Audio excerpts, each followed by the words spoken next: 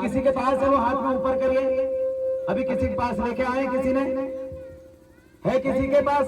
देखिए आज के इस बात को हम कोशिश करेंगे पूरे प्रदेश और देश में जो आदिवासी भाई, जो मूल निवासी भाई रहते हैं, उन लोगों तक हम साझा करेंगे। वो पत्ता आपके हाथ में है जो हम देते आ रहे हैं, है किसी के पास है? दादा बताओ, लेके आओ, दौड़ के लेके आइए। उसको क्या कहते हैं इधर? ये टूट गया है मेरे पास, इसको क्या बोलते हैं जी? सोना। सोना सोना। देखिए ये जो है, इसको आप पूजते आ रहे हैं या फिर इसको जिस भी माध्यम से, इसको किस माध्यम से यूज करते हैं आप? हाँ जी, नहीं इसका पूजा करते हैं, हाथ में देते हैं? अच्छे से बताइए। पूजा करते हैं, हाथ में देखिए। हाथ में क्यों देते हैं? दादा हाथ में क्यों देते हैं? ठीक है, अपनी अपनी एक चीज है। आज देखिए, और इस वीडियो के माध्यम से देखने वाले और तमाम साथियों को भी बताना चाहते हैं, हर एक क्षेत्र में संस्कृति किस तरीके से परिवर्तन होती है, लेकिन कुछ मूल रूप है और उस प्रकृति की उस मूल विचार है जो छिपा हुआ है, इसको हमें जानने की जरूरत है। आज इस पत्ते का महत्व हम लोगों ने यहाँ पर जाना, हमारे इधर इसको अलग तरीके से पूछते हैं। पता नहीं हम लोग, आप लोग पूछते हो या नहीं, उसको मानते हो नहीं। एक पक्षी है जो जिसे हम नीलकंठ रावण पिट्टे बोलते हैं, एक उसमें नीला रंग लगा होता है, नीला रंग उसमें पहले से ही उसके पंखों में लगा होता है। उसको आज के दिन देखना मतलब अपने पैन पुरखों को याद करने में सफल होने के बराबर है। अब सोच के देखिए, उस रावण पिट्टे की हम बात कर रहे हैं, उस पत्ते की हम बात कर रहे हैं, और अपने महान पुरुष रावण को हम याद करने की बात कर रहे हैं। और वहीं दूसरी तरफ आज ही के दिन हमारे इस रावण को रावण के रूप में एक कहानी बनाकर, या रावण के रूप में कुछ लोग उसको जलाने का भी काम कर रहे हैं। या दो प्रकार की विचारधारा जन्म ले रही है। एक वो लोग जो एक किसी को मानते हैं, उसको याद करते हैं, उसको अपना आदर्श मानते हैं, और एक वो लोग जो उसको जलाते हैं, उसको खत्म करते हैं, और उसकी एक अलग स्टोरी है। उनकी संस्कृति अलग है और हमारी संस्कृति अलग है। हमारा ये मानना है कि हमारी मूल संस्कृति को लेकर हम चलें। वो लोग जो अपना काम ईमानदारी से कर रहे हैं और हम अपना काम ईमानदारी से करें, हम अपनी संस्कृति को ईमानदारी से माने। मैं यही आपसे निवेदन करने आया हूँ। छिंदवाड़ा जिले के अंदर, मध्य प्रदेश के अंदर, छत्तीसगढ़, तेलंगाना, आंध्र प्रदेश, तमाम राज्यों में इस रावण को हम करते हैं, और एक विचारधारा ये है जो इसी को खत्म करने के पीछे तुली हुई है, इसके मूल इतिहास को खत्म करने के पीछे तुली हुई है। हमारी ये चीजें, हमारी ये जो संस्कृति है, ये क्यों इसको खत्म करने की कोशिश किया जा रहा है, इसको भी जानना जरूरी है। एक गांव में हम भीमाल पैन को पूछते हैं, महाराष्ट्र में उसको भीमसन या भीमाल पैन थाना बड़े स्वरूप में पूछते हैं, और उसी को दूसरी तरफ आप चले जाओ तो हनुमान जी के रूप में उसको पूजा जाता है। देखिए संस्कृति वहीं कैसे बदल गई। कौन लोग हैं जो आपकी संस्कृति को या उसी त्योहार को, मूल रूप को एकदम से परिवर्तित कर रहे हैं? आपको ये भी समझने की जरूरत है। सिर्फ ये एक ही चीज नहीं है, ये एक ही बात नहीं है। हम जिस बोदाल पैन को गोंडी में हम पूजते हैं, जिस बोदाल पैन को, जिसे महिषासुर के रूप में हम गोंगो करते हैं, आज वही बोदाल पैन, आप साउंड कम कर दीजिए भैया, मेरी आवाज वैसे सब तक पहुंच जाएगी।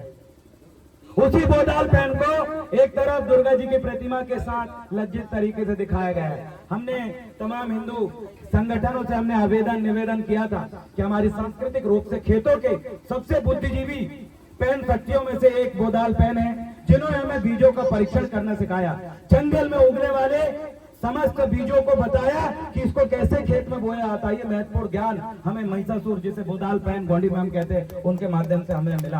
तो मेरे साथ बोलिए, बोदाल पैंता, रवीन पैंता, भीमाल पैंता। ये मूल जो आपके सांस्कृतिक पैन पुरखा है, इनके इतिहास आपको ओरिजिनल अगर जानना समझना तो अपने लोगों के बीच में बैठिए, और इसी संस्कृति को खत्म करते हुए अगर आपको जानना तो अपने दुश्मनों के बीच में बैठिए। मैं इसलिए आपको ये बोल रहा हूँ, आपको दोनों तरफ से सिर्फ संस्कृति की बात नहीं है। आज हमारी जो बात है, हमारे 30 त्योहारों पे भी आ चुकी है। देखिए कुछ दिन बाद दिवाली एक त्योहार आएगा, जिसको दीपावली के रूप में देश में कुछ लोग मनाते हैं। दिवाली जो त्योहार है गोंडियन क्षेत्रों में अपने घर का जितना अनाज है उस अनाज को इकट्ठा करके हम घर पे जब लाते हैं खेतों का अनाज को, और घर पे जितने भी हमारे पास ज्वेलरी है, जिसको जेवर जो भी गहने हैं, उन सबको और उस अनाज को लाके हम जो गोंगो करते हैं, वहां पर अनाज की जो गोंगो हम लोग करते हैं उसको नमन करते हैं, एक वो हमारी संस्कृति है। और दूसरे तरफ लक्ष्मी जी की प्रतिमा लाकर उसको पूजना वो एक अलग संस्कृति है। देखिए मूल त्योहार किस तरीके से एक दूसरे में परिवर्तित होते हैं, इसको भी जानने की हमें जरूरत है। एक त्योहार वो, एक पंडुम पावन वो जिसे हम सांस्कृतिक रूप से मनाते हैं, और एक पंडुम पावन वो जिसको अलग तरीके से मनाया जाता है। मेरे समस्त भाई बंधुओं, मातृशक्तियों, नन्हे मुन्ने बच्चों, जितनी भी बातें आप अभी ये सुन रहे हो, इनको संरक्षित करने की जिम्मेदारी आपकी और मेरी है। दादा मोतीराम कंगाली जी ने कोय पुनेम के माध्यम से हमारे लोगों तक खबर पहुंचाया कि बेटा तुम्हारा इतिहास खत्म हो रहा है, तुम्हारी संस्कृति खत्म हो रही है, तुम्हारा मूल इतिहास को बदला जा रहा है। अरे जागो, आपको कैसे जागना है? कोय पुनेम के उन तमाम बिंदुओं को जानना है, अपने इतिहास को जानना है, अपने मूल त्योहार पंडुम पावन को जानना है। यह दादा मोतीराम कंगाली ने अपने सर्वस्व निछावर करते हुए हम तक ये पहुंचाया। और मेरा ये मानना है, एक मुस्लिम धर्म का व्यक्ति जब अपनी संस्कृति की रक्षा की बात आती है तो मुसलमान अपने तमाम बच्चों को मदरसा में पहुंचाकर उनको धार्मिक शिक्षा देते हैं, उनको सांस्कृतिक शिक्षा देते हैं, ताकि इस धरती में इस्लाम का अस्तित्व खत्म ना हो। उसी तरीके से ईसाई धर्म का एक व्यक्ति, ईसाइयत को मानने वाला व्यक्ति, मसीह परमपिता को मानने वाला व्यक्ति जब अपने बच्चों को ये सिखाता है कि तुझे इस ईसाइयत को खत्म नहीं करना है, इसलिए उसको वो चर्च में पहुंचाता है और अपने बच्चों को ज्ञान देता कि बेटा ये तेरी संस्कृति है, ये संस्कृति, तेरी जीवन शैली ये है, तेरे त्योहार मानने का तरीका ये है, तेरी अपनी पहचान दिलाने का तरीका ये है। वो अपने बच्चों को तैयार कर रहे हैं। एक सिख धर्म का व्यक्ति गुरुद्वारे में अपने बच्चों को तैयार करता है। छोटे छोटे बच्चे जो मेरे सामने बैठे हैं, आपके बच्चे जो आपके घर में हैं, उसी तरीके से एक सिख सरदार जो है अपने बच्चों को तैयार करता है, उसको बताता है क्या है गुरु गोविंद, क्या है हमारे तमाम गुरु के इतिहास, क्या है हमारी संस्कृति, क्या है हमारी जीवन शैली, क्या है हमारा पहनावा। अपने बच्चों को बचपन से तैयार करता है।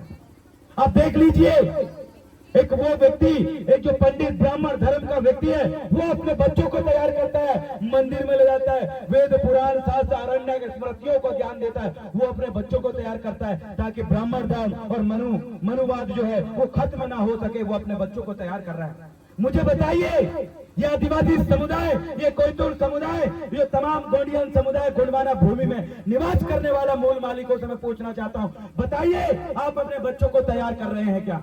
बताइए आपने अपने बच्चों को टोटम का ज्ञान पिछले बार कर दिया? बताइए आपने अपने बच्चों को संस्कृति का ज्ञान कर दिया? बताइए जल जंगल जमीन की लड़ाई है उसको कैसे लड़ी जाती है, अपने बच्चों को आपने कब सिखाया? बताइए लुढ़ती जमीन को कैसे बचाया जा सकता है, अपने बच्चों को कब सिखाया? बताइए ये जड़ी चाहे जंतर और हमारी हर एक बीमारी का इलाज करने वाली जड़ी का इलाज, जड़ी से कैसे इलाज करते हैं, अपने बच्चों को कब बताया, कब सिखाया? पूरी दुनिया में अपने इतिहास को बचाने के लिए लोग अपने बच्चों को तैयार कर रहे हैं, लेकिन इस देश का मूल मालिक, इस देश का इंडिजिनस पीपल, ट्राइबल, जिसे जनजाति और पतरे बनवासी और क्या क्या बोल डाले लोगों ने, ये बच्चों को क्यों तैयार नहीं कर रहे हैं? आप तैयार नहीं कर रहे हैं, इसलिए इस देश में आदिवासी की अस्तित्व खत्म हो रहा है। इस देश से आदिवासी मुक्त भारत बनाने का सपना देखा जा रहा है। मैं आपसे निवेदन करना चाहता हूँ, आइए अपने बच्चों को गोकुल शिक्षा के माध्यम से, अरे गाँव में ही नहीं सही, आपके घर की जो ओसारी है उस ओसारी में बिठा के इन बच्चों को सिखाइए, इन बच्चों को तैयार करिए। ये बच्चे आने वाले 50 साल बाद इस देश गोंडवाना भूमि के इस गोंडियन आदिवासी कबीला समुदाय की संस्कृति की रक्षा की जिम्मेदारी नहीं की है। क्या है आपका आज से 50 साल बाद का इतिहास? आज से 50 साल क्या होगा बाद में?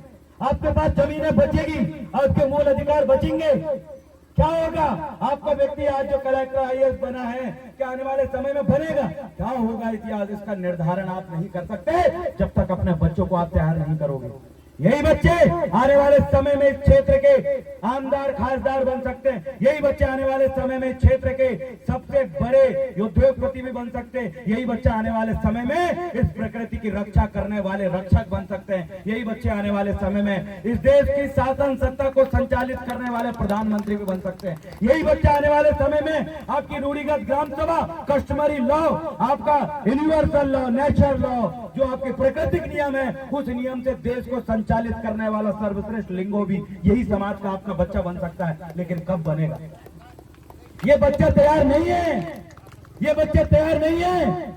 इसलिए 18-20 साल के होने के बाद ये दारू पी कर रोड में पड़ा रहता है। ये बच्चा तैयार नहीं है, इसलिए अपनी कस्टमरी लोग अपनी सांस्कृतिक और अपने संवैधानिक प्राकृतिक अधिकार को नहीं जान पाता। ये बच्चा तैयार नहीं है, इसलिए माता हीरा यात्राम के बारे में वो नहीं जानता। ये बच्चा तैयार नहीं है जो दादा हीरा सिंह मरकाम कुमराम भीमू के बारे में नहीं जानता। ये बच्चा तैयार नहीं है बाबूराज शर्माके के आंदोलन के बारे में नहीं जानता। ये बच्चा तैयार नहीं है हमारे लोग जंगलों में हथियार बंद आंदोलन कर रहे जल जंगल जमीन को बचाने के लिए, उनके बारे में नहीं जानता। ये बच्चा तैयार नहीं है, और नहीं है तो कब तैयार होगा?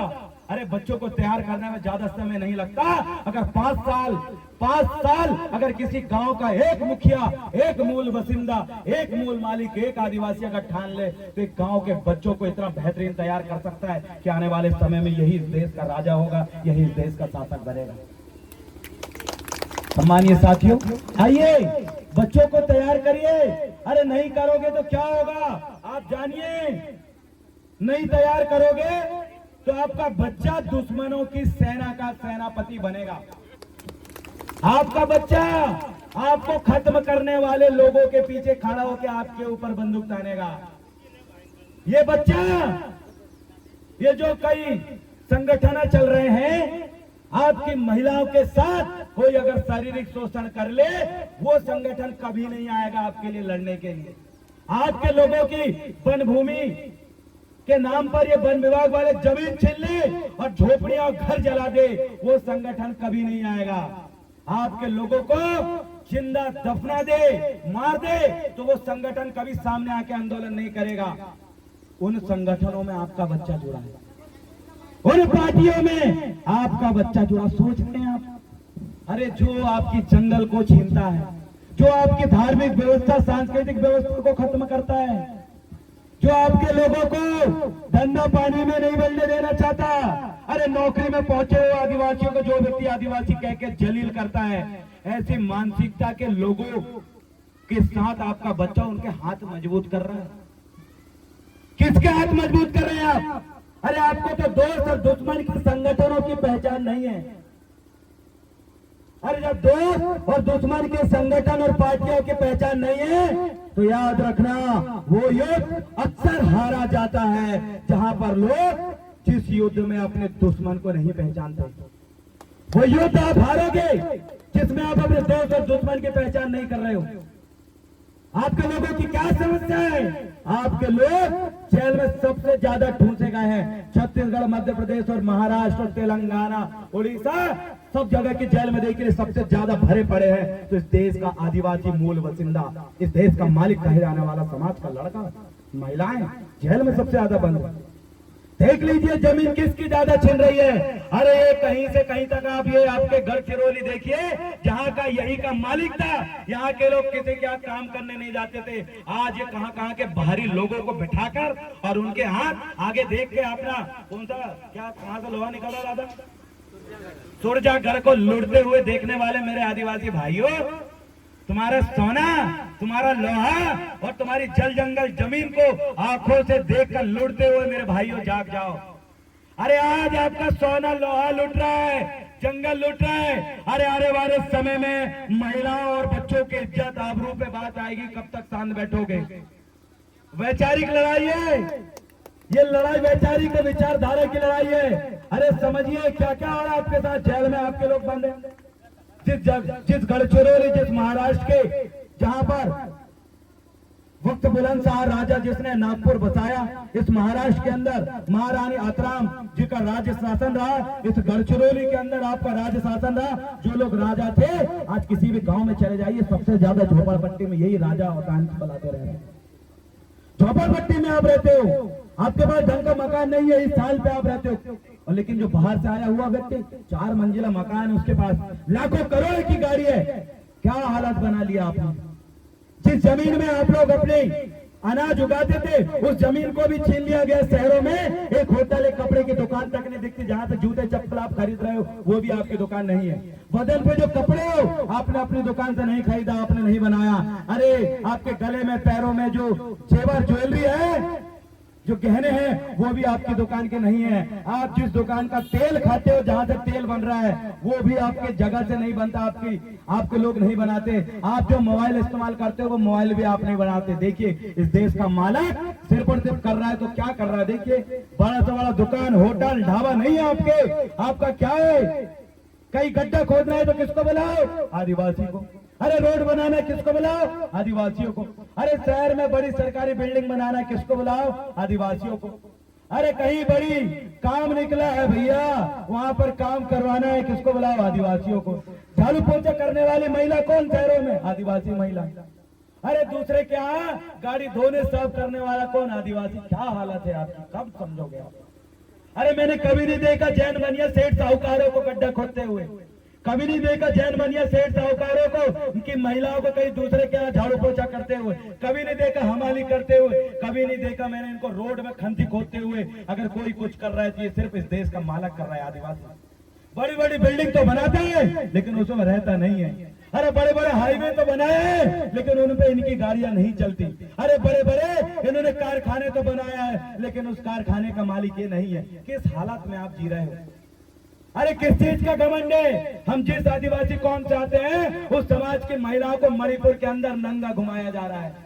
हम उस कौम के लोग हैं जिनको नक्सलवादी बोलकर 32 40 लोगों को गोली मार दिया जा रहा है। अरे हम उस कौम के लोग हैं जहां पर आदिवासी महिलाओं का खुलेआम शोषण हो रहा है। अरे हम उस कौम के लोग बन चुके हैं जिनका सरेआम जंगल जमीन लूट रहा है। उस कौम के लोग बन चुके हैं जिनके लोगों को देश में शिक्षा व्यवस्था तो है लेकिन ढंग से शिक्षा व्यवस्था मिल नहीं पा रही है। अरे उस कौम के लोग हैं जहां न्यायपालिका, बड़े बड़े सुप्रीम कोर्ट, हाई कोर्ट तो है लेकिन वहां के जज नहीं है। अरे उस कौम के लोग हैं जहां सीआरपीएफ और आर्मी कमांडो जैसे बड़े बड़े सैनिक दल तो है लेकिन उनके कमांडो के चीफ हम नहीं है। अरे हम उस राजनीति में उलझे हुए आदिवासी तो है लेकिन हमारा कोई मुख्यमंत्री, प्रधानमंत्री नहीं है। तो क्या है, क्या है आपका? क्यों नहीं है आपका? कभी दिमाग में सवाल नहीं आया क्या सवाल आना चाहिए? ये सारी चीजें इसलिए नहीं है क्योंकि आपने अपने बच्चों को तैयार नहीं किया है। जैसे दूसरी समाज ने अपने बच्चों को तैयार करके इस समाज में, इस देश की, अपने समाज की आर्थिक स्थिति सुधारने के लिए जैसे बच्चे को तैयार किया वैसे आपने नहीं किया। सिर्फ आपने एक काम बड़ी ईमानदारी से किया। ये बजरंग दल, ये शिवसेना, ये फलाना, ये ठिकाना, ये आपके लिए नहीं लड़ते, ये आपके लिए कुर्बानी नहीं देते, या आपके लिए अपने छाती में गोली नहीं खाते, या आपके लिए जेल नहीं जाते। मैं 22 से ज्यादा पुलिस केस मेरे ऊपर दर्ज है। 21-22 दिन जेल में पड़े रहे, हर थाना में पुलिस केस है हमारे ऊपर। क्यों? अरे आपके लिए लड़ते हैं, आपके लिए अपना खून बहाने के लिए तैयार रहते हैं। लेकिन मुझे बड़ा दुख है कि आप अपने लोगों का, अपने लोगों की ना पार्टियों में आप दिखते हो, न अपने लोगों के संगठन में आप दिखते हो। आप दिखते जरूर हो, ऐसे संगठनों में दिखते हो जो आपके अस्तित्व खत्म करने पे तुले। अरे निकलिए दुश्मनों के संगठनों से, अरे निकलिए दुश्मनों की पार्टियों से। क्यों? क्योंकि उनके संगठन में आप जाओगे तो आपके कंधे पे बंदूक रख के आपके लोगों पे निशाना बनाया जाएगा।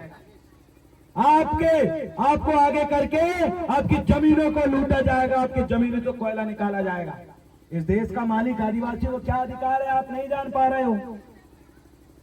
अरे आप इस देश के मालिक को कैसे संविधान में अधिकार भी दिए हैं, लेकिन यहाँ पर बड़े बड़े एनजीओ आते हैं और अफसर लूट लेते हैं, बोलते हैं ये हमने किया।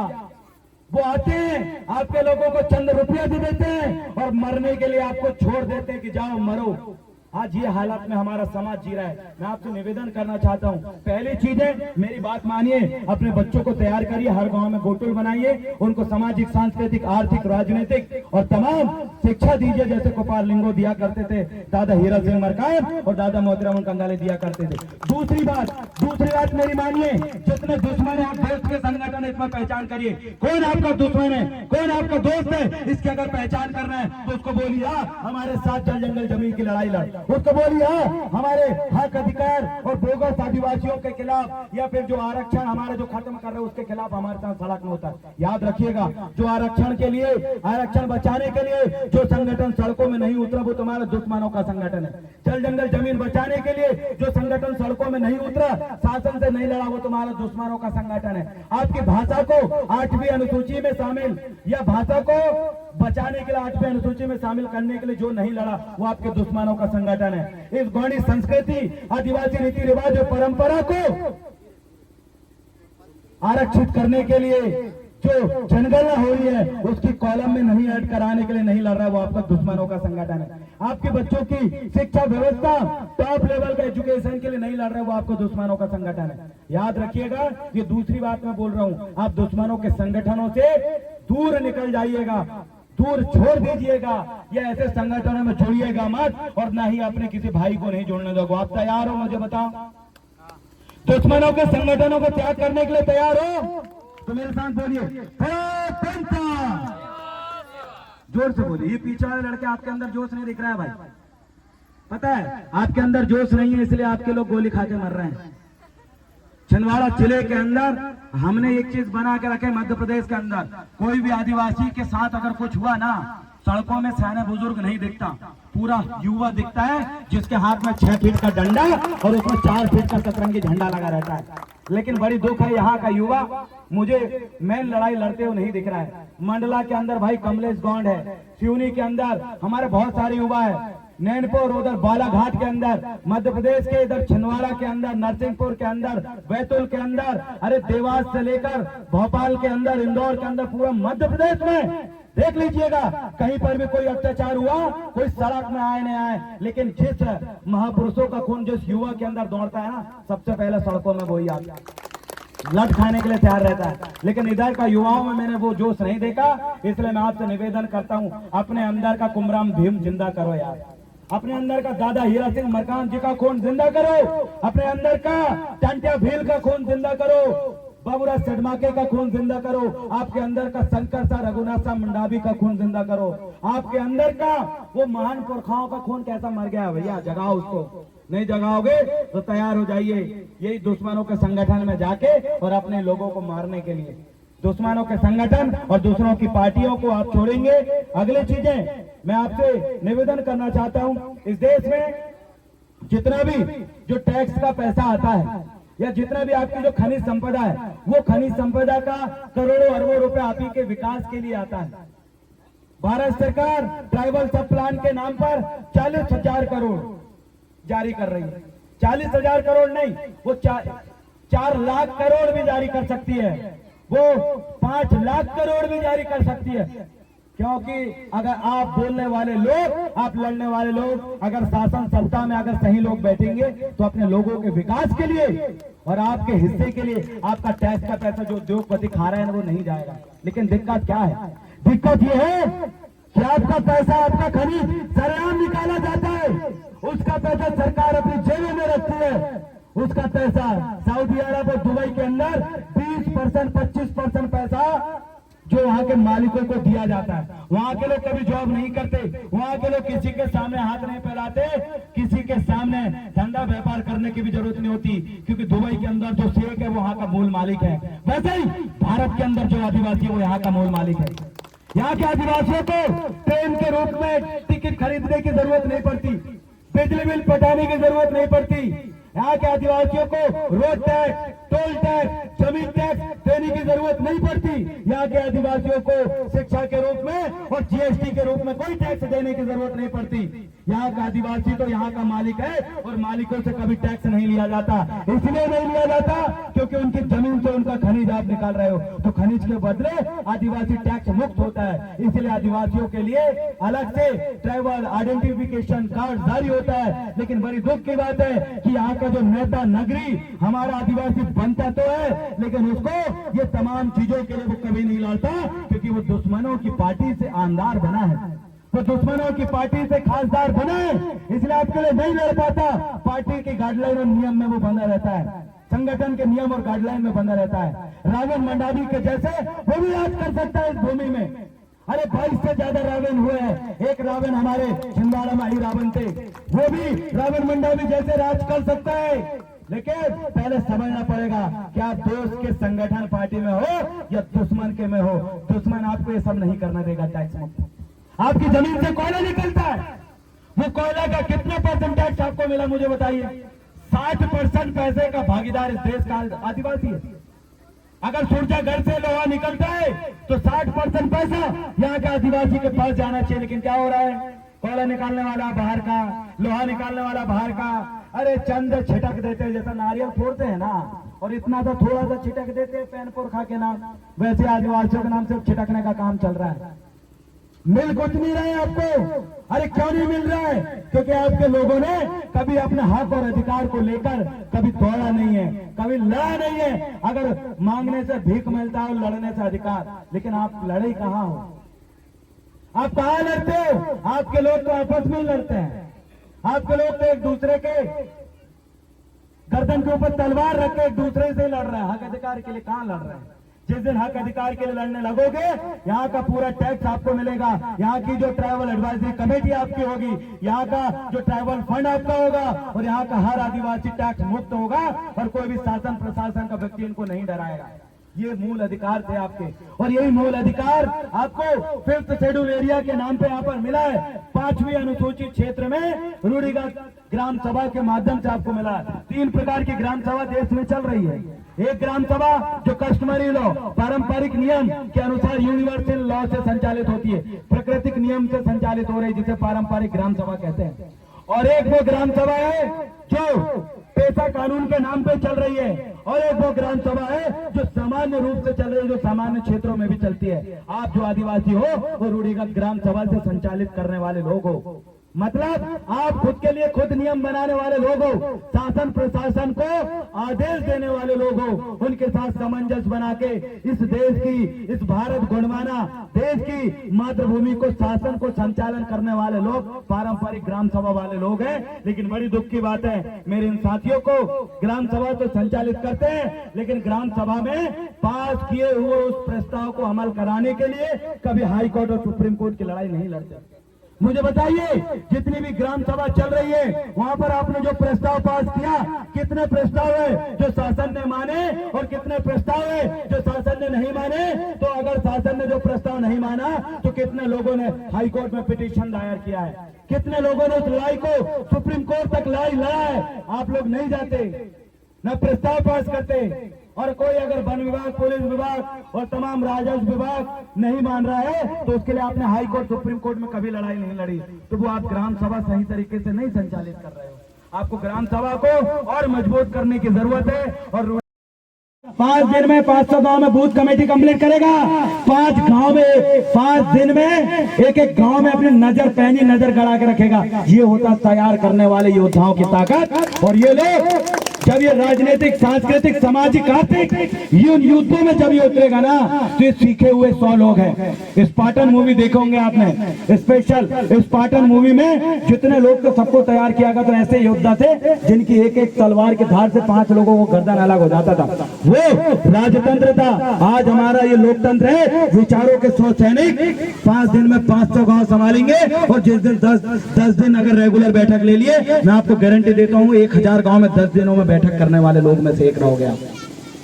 और ये काम आप कंप्लीट करोगे। और आमदार खासदार बनाने की अगर बात है, एक विधानसभा के अंदर अगर 3 तहसील है तो 300 लोग आपके वैसे तैयार, और वो 300 लोग एक बार सब मैसेज करने गए, भैया आप जाओ, शाम के 7 बजे से 12 बजे तक बैठक लेना है। मैं गारंटी देता हूँ वो 300 लोग एक विधानसभा के 300 गांव में जब बैठक करेंगे ना, पूरे गांव के लोगों का दिमाग को अपने हाथ में कंट्रोल करेंगे। साइकोलॉजिकल रूप से उनके हाथ में रहेगा, कौन क्या विचार करेगा, कौन क्या करेगा, वो अपने हाथ में कंट्रोल करेगा। यही काम आरएसएस कर रही है, यही काम मनुवाद कर रहे हैं, यही काम बहुत सारे जो कैडराइज संगठन है वो कर रहे हैं। हमारा गोंडवाना का कैडर जिस दिन लोगों को मिल जाएगा, मैं विश्वास दिलाता हूँ साथियों, इस महाराष्ट्र के अंदर मुख्यमंत्री आपका होगा। और मैं बताता हूँ ये फॉरेस्ट के अंदर ट्राइबल पूरा फॉरेस्ट का अधिकारी होगा, और जंगलों में मुख्यमंत्री का हो या विधायक का हो या फिर यहाँ की जितनी भी विदेश का भी अगर उद्योगपति आ जाए, फॉरेस्ट पूरा का पूरा आदिवासियों के अधीन करके देगा गोंडवाना। क्या है गोंडवाना राज?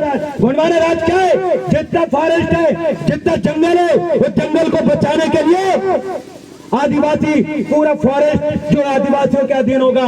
फॉरेस्ट में अगर कोई बंदूकधारी घूमेगा तो आदिवासी घूमेगा, अगर अडानी भी फॉरेस्ट में घुसेगा तो भी डर के भाग जाएगा।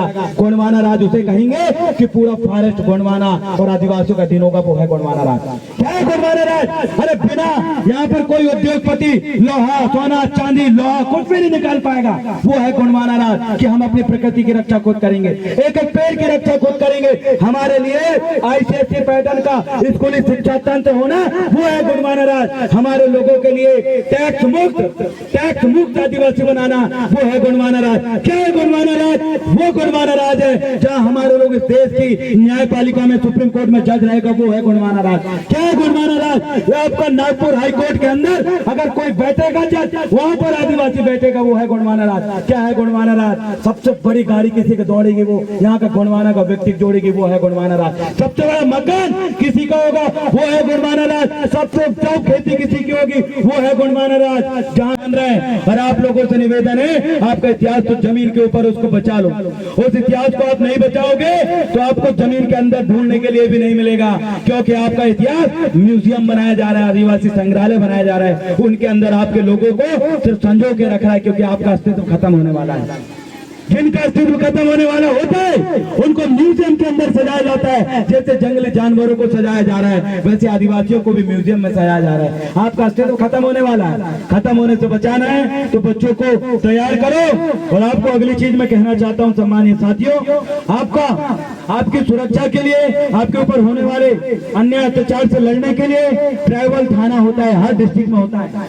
हर जिले के अंदर जो ट्राइबल अधिकारी बैठता है, डिस्ट्रिक्ट अधिकारी जो बैठता है, जनजाति विभाग का जो अधिकारी, जिसे हम मध्य प्रदेश में सहायक आयुक्त कहते हैं, जिसे AC कहते हैं, AC जो अधिकारी होता है उसके अंतर्गत एक थाना संचालन होता है, जिसको कहते थे मध्य प्रदेश में मजाक थाना, यहाँ क्या कहते हैं पता नहीं। महाराष्ट्र में भी वो कानून है, आदिवासियों के ऊपर, चाहे वन विभाग हो या नॉन ट्राइबल गैर आदिवासी हो या कोई भी व्यक्ति, इनको अगर मारता है, अरे जातिगत गाली गलौज भी, अगर गौंड गबार भी अगर बोलता है तो उसको सीधा जेल में डाला जाता है और संबंधित व्यक्ति को 2 लाख रुपए करीबन मुआवजा भी देता है। लेकिन बड़ी दुख की बात है, यहाँ का जो थाना है वो सक्रिय नहीं है, इसलिए आपके लोगों को पुलिस कभी भी उठा लेती है, आपके लोगों को वन विभाग कभी भी धमका देता है, आपके लोगों को कोई भी आसानी से मार देता है। अरे आपका सहायक आयुक्त कौन है पता करिए, ट्राइबल डिपार्टमेंट के अंतर्गत संचालित होने वाला थाना पता करिए। यहाँ का आदिवासी अगर किसी की हत्या भी होती है, कोई गैर आदिवासी अगर हत्या कर देता है तो ऐसे लोगों को सजा भी होती है 10 साल से ऊपर की, और उसको 8 लाख रुपए शासकीय मुआवजा भी मिलता है। लेकिन बड़ी दुख की बात है, हमारे लोगों को एट्रोसिटी एक्ट, जिसे अनुसूचित जाति अनुसूचित जनजाति अत्याचार निवारण कानून 1989 कहा जाता है, यहाँ के लोगों को जानकारी ना होने की वजह से आपसी समझौता कर लेते हैं और लगातार अत्याचार बढ़ रहे हैं। अरे जिस दिन आप अपने अधिकार और एट्रोसिटी एक्ट के प्रति अगर सचेत हो गए तो चाहे वन विभाग हो, चाहे कोई भी नॉन ट्राइबल पीपल हो, आपको कभी भी मार नहीं सकता, ना गाली दे सकता, ना आपकी माताओं बहनों को झूठा आरोप लगा सकता उनके ऊपर, ना आपके लोगों को फर्जी मामले में अंदर डाल सकता, ना आपके अधिकारियों को कोई जो लज्जित कर सकता, लज्जा भंग कर सकता, क्योंकि अपमानित भी करेगा तो भी जेल जाएगा, जमीन में कब्जा भी करेगा तो भी जेल जाएगा, आपके लोगों को गाली देगा तो भी जेल जाएगा, कालर पकड़ेगा तो भी जेल जाएगा, बलात्कार हत्या करेगा तो भी जेल जाएगा। हर परिस्थिति में उसके लिए एक ही ऑप्शन है, जेल। लेकिन कारण यह है कि आपको और हमारे लोग ऐसे थानों से कभी जवाब नहीं मांगते, इसलिए लगातार आप और हम बढ़ते जा रहे हैं। सम्मानीय साथियों, ज्यादा लंबा समय ना बोलते हुए आपसे मैं आग्रह करना चाहता हूँ। हेलो, कैसा भैया, बंद हो गया क्या? हेलो, जनता संगठन बनाकर काम बांटना था, लेकिन ये पूरी समाज संगठन बनाकर ही समाज को बांट डाले। बहुत सारे संगठन हमारे चल रहे हैं, आप अपने कार्य क्षेत्र बांटिए। जड़ी बूटी के क्षेत्र में रिसर्च कौन करेगा? ये बड़े बड़े डॉक्टर के नाम पर करोड़ों की लाखों का इलाज करा के आप जो पैसा बर्बाद कर रहे हो, उस पैसे को बचाने के लिए एक संगठन होना चाहिए जो कि जड़ी बूटी, जिनमें 15 मिनट के अंदर आपको आराम लगे। अरे कई ऐसी जड़ी बूटी है जिसमें आपका हड्डी पसली चूरा हो गया तो फिर से जुड़ जाएगा। ऐसी महत्वपूर्ण जड़ी बूटियां हैं, उनके लिए रिसर्च करने का काम आपको करना था। कुछ लोगों को काम करना था इस आदिवासी संस्कृति की परंपरा को रिसर्च करके खोज करके उनको संरक्षित करने का। कुछ लोगों को काम करना था कि कहाँ आदिवासी की स्थिति खराब है, उनकी आर्थिक स्थिति कैसे बढ़ाना, उसके लेकर रिसर्च करना था। कुछ लोगों को काम करना था बच्चों को कैसे हायर एजुकेशन देकर इस प्रकृतिवादी संस्कृति को कैसे संरक्षित करे, ऐसे एजुकेशन के लिए काम करना था। कुछ बच्चों को तैयार करना था खेलों के प्रति कि हमारा बच्चा सबसे बड़ा पहलवान, सबसे बड़ा क्रिकेटर, सबसे बड़ा तीर धनुषधारी, सबसे बड़ा शूटर, निशानेबाज, अरे सबसे बड़ा कबड्डी, सबसे बड़ा खो और तमाम ओलंपिक में जाकर देश और समाज के नाम रोशन करने वाला संगठन रहना था। उन बच्चों को तैयार करना था। कुछ बच्चों को तैयार करना था इस समाज में कैसे राजनीतिक व्यवस्था में अपने लोगों की जन भागीदारी तैयार करें। कुछ लोगों को तैयार करना था कैसे मातृ शक्तियों को आगे बढ़ाए। कुछ लोगों को तैयार करना था कैसे हमारी जमीनों को बचाए, कैसे जमीनों को और उपजाऊ बनाए। इस तरीके से काम का बंटवारा करके अपने लिए लड़ना था और तैयार करना था। लेकिन हमने क्या किए, हम सब लोग एक सा काम करके आपस में लड़ने लगते हैं। बांटिए, संगठन बनाइए, लेकिन काम बांटिए और काम करके अपने संगठन के माध्यम से समाज का विकास करिए। अन्यथा दुश्मन आपकी हर चाल को समझ रहा है। आने वाले समय में फिर से कोरोना वायरस आने वाला है, जो आपके बच्चों को वैक्सीन के नाम पे आपको लगाया जाएगा।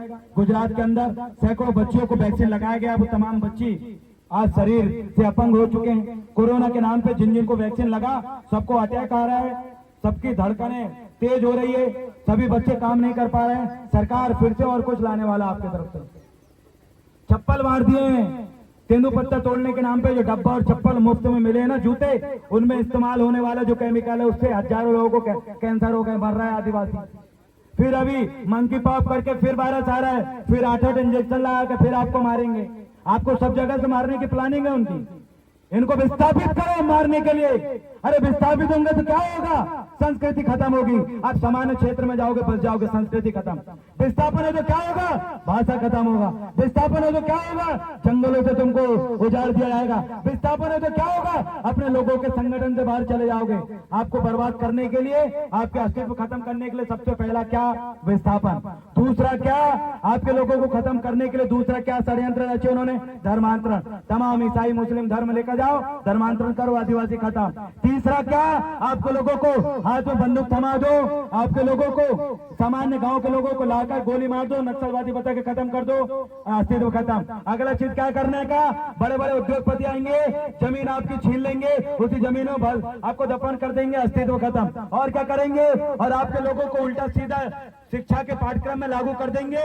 आपके महापुरुषों को राक्षस बना देंगे, आपके महापुरुषों को खलनायक बना दे। रावण अभी क्या कह रहा भैया, राक्षस है। महिषासुर बोधाल पे क्या कह रहे लोग, राक्षस है। अरे साहब, जितने आपके खेत के घर के जितने देवी देवता थे सबको उन्होंने राक्षस बना दिया। और बोलते हमें राक्षस को पूछता है, और बोलते अरे क्या पागल लोग हैं, राक्षसों को पूछते, असुरों को पूछते हो। आपके महापुरुषों को खलनायक और राक्षस बना दिए। वहां से आपके लोग क्या करने लगे, उपास रह के अपना अस्तित्व खत्म कर लिए। अरे उनको आपको आदिवासी मुक्त भारत बनाने के लिए उन लोगों ने तमाम षड्यंत्र बना लिए। आपके लोगों को खत्म करने के लिए उन्होंने तमाम षड्यंत्र बना लिए। मुझे बताइए, आपने अपने अस्तित्व को बचाने के लिए क्या रणनीति चला, कुछ नहीं आपके पास। फिर भी हम लड़ रहे हैं। उस प्रकृति के ऊपर, फड़ापन शक्ति के ऊपर, परसाबन शक्ति के ऊपर हमने सब छोड़ दिया। हमारी लाज लज्जा, हमारा अस्तित्व बचाने की जिम्मेदारी प्रकृति शक्ति पर छोड़ दिया। अगर लड़ेंगे अपने अस्तित्व, मान सम्मान, स्वाभिमान, जल जंगल जमीन और अपने हक अधिकार के लिए अंतिम सांस तक लड़ते रहेंगे। घुटना मैट के किसी के सामने गुलाम नहीं होगा ये समाज। हमारे जैसे सैकड़ों युवा समाज की उस लड़ाई को लड़ रहा है। मैं तमाम युवा साथियों से कहना चाहता हूं, अगर आपके अंदर, तमाम मातृशक्तियों से कहना चाहता हूं, अगर आपके अंदर अपने महान पुरखों का खून अगर दौड़ रहा है तो आइए गोंडवाना के तमाम संगठनों में जुड़िए। आइए अपने हक अधिकार को समझिए। अगर नहीं समझोगे, मैं आपको चैलेंज करता हूं, गारंटी देता हूं, आने वाले 20 साल बाद आदिवासियों की आबादी और कम हो जाएगी। ढूंढते फिरोगे आप, दूसरे लोग बोलेंगे भैया म्यूजियम कहाँ है, हमें गोंड, माड़िया, कोलाम और जो कोरकू, मवासी, संथाल, तमाम गोंडों को देखना है। कैसे देखते थे वो, कुछ नहीं बचेगा आपके पास। म्यूजियम के अंदर मूर्ति आपकी दिखेगी। यही हाल आपका होने वाला है। ज्यादा लंबा समय ना बोलते हुए मैं आपसे यही निवेदन और आग्रह करता हूं कि आइए संगठनों में जुड़िए, मांझी संचालित करिए, हमारे तमाम गोंडवाना के लोगों को आमंत्रित करिए। और आज हम भी सीखने और समझने के लिए आए हैं। हमारे बीच में दादा हेमलाल मरकाम जी आए हैं, उनके भी विचार में आज सुनने के लिए आया हूँ। लगातार सोशल मीडिया के माध्यम से, मंचों के माध्यम से उनके विचार मैंने जाना हूँ। लगातार उनसे बहुत कुछ हमने सीखे हैं और भी हम बहुत कुछ चीजें सीख के आपके क्षेत्र से जाएंगे। लेकिन मैं आप लोगों से निवेदन करता हूँ, जितने लोग इंस्टाग्राम, फेसबुक और पबजी में घुसे हुए हैं, अरे भैया सही जगह समय लगाओ। इंस्टाग्राम हम भी चलाते हैं, लेकिन पूरी समाज की जन जागरूकता की बात आपको दिखेगी। इसलिए 1,40,000 फॉलोअर फालतू में नाच के और ठिकाना फलाना करके नहीं किया, लड़के अपने फैन फॉलोइंग बढ़ाए, जेल जाके फैन फॉलोइंग बढ़ाए। यूट्यूब में हम आपको देखेंगे फालतू के कामों में नहीं, समाज के लिए बोलते हुए लड़ते हुए देखेंगे। हमारे बाप दादाओं ने कहे हैं कि बेटा पढ़ाई और लड़ाई दोनों एक साथ जारी रखना, क्योंकि तेरे अंदर आदिवासी और गोंडवाना का खून बह रहा है। हम दोनों चीज जारी रखें, अपना समय अपने लोगों के बीच में और दुश्मनों की पहचान करने में आप दोगे। मुझे विश्वास है आप अपने दुश्मनों की पहचान करोगे, दुश्मनों के संगठनों की पहचान करोगे, दुश्मनों के एनजीओ की पहचान करोगे। अरे जिस दिन आपने कर लिया, याद रखना ये गोंडवाना का युद्ध है और गोंडवाना का युद्ध में 200 दुश्मन की पहचान करना बताया जाता है। और जिस दिन आप ये सीख गए, मैं आपको गारंटी देता हूं, कुछ मत करिएगा, एक काम करिएगा। हर एक तहसील में, मैं ये तालुका जहां मैं खड़ा हूं सिरोंचा के अंदर, अरे कोई भीड़ की जरूरत नहीं है। मुझे 100 मातृ शक्ति और 100 युवा शक्ति और हमारे पितृ शक्तियों की जरूरत है। मात्र 100 लोग मिलके वैचारिक चाहिए, जिनके विचार इतने पहने हो कि किसी के भी सामने अगर बोले तो उसके विचार में भी लोगों को विचार करना पड़े। इतने धारदार विचार हो कि शासन प्रशासन को उनसे बात करने के लिए 10 बार सोचना पड़े। इतने धातु विचार हो कि चाहे जंगलों में लड़ने वाले या शहरों में लड़ने वाला हमारा व्यक्ति हो, वो भी उससे प्रभावित हो। ऐसा विचार वाले 100 लोग चाहिए, क्योंकि ये 100 लोग तैयार करने के लिए मैं निवेदन करता हूं, 2 महीने के अंदर, 7 दिन के अंदर आप 100 लोग तैयार करिए। आपको कोई गांव-गांव जाने की जरूरत नहीं है, कोई गांव-गांव मानदेय लेने की जरूरत नहीं है। मात्र 7 दिन 100 लोगों को इतना तैयार कर दीजिए कि हर सवाल का जवाब उसके होंठ में हो, हर सवाल का 10 जवाब उसके पास हो। ये 100 लोग जो 4 दिन में तैयार होंगे, मैं आपको चैलेंज करता हूं, पूरा 4 दिन 100 लोगों पे लगाइए। मैं गारंटी देता हूं ये 100 लोग 5 दिन के अंदर 500 गांव में समिति बना के आपको देंगे। 5 दिन में आप 5 गांव जाते, लेकिन ये 100 लोग जो 4 दिन में तैयार किए हो, ये आपको 500 गांव में समिति बना के देंगे। ये होता है, अगर आप पागलों की तरह गांव-गांव जाके मांदी लोगे, फिर वहां मांदी लोगे, मैं बता रहा हूं तब तक ये पीछे वाला लोग भूल जाता है कि कहा समझाए थे, फिर कुत्ते की पूंछ फिर टेढ़ी की टेढ़ी, समझ में आना नहीं है। इसलिए आप जानवरों की तरह मेहनत नहीं करने का हमें प्रकृति शक्ति ने तैयार करना सिखाया है। कभी भी अगर जो सड़कों में जो दौड़ रहे गैया बैलों में से, हमारे बाप दादा अरियल से अरियल बैल को ठिकाना लगा देते तो उसको जोतते थे खेती किसानी के लिए। जोतने से पहले बैल को तैयार करते थे और उसके बाद बैल को अगर गाड़ी और उसमें हर बखर में नह भी देना, उसको अगर बोले जा घर जा, वो बैल इतना सीखा हुआ है कि खेत से बिना किसी के संचालन के वो बैल अकेला घर तक चला जाता और अपनी जहां रस्सी है वहां पर खड़ा हो जाता। तैयार किए हमारे पूर्वज। अरे जैसे बैलों को तैयार किया गया, हम उन्हीं प्रकृति से सीखने वाले लोग हैं। आप 50 नारी शक्ति और 50 युवा शक्ति को तैयार करिए, इतना बेहतरीन तैयार करिए कि हजारों लोगों के बराबर हमारा एक योद्धा है। और वो आपका 50, वो 100 व्यक्ति, मैं बता रहा हूँ वो 100 लोग इस विधानसभा के अंदर, आप विधायक, आमदार, खासदार, आप जिला परिषद और सरपंच की बात कर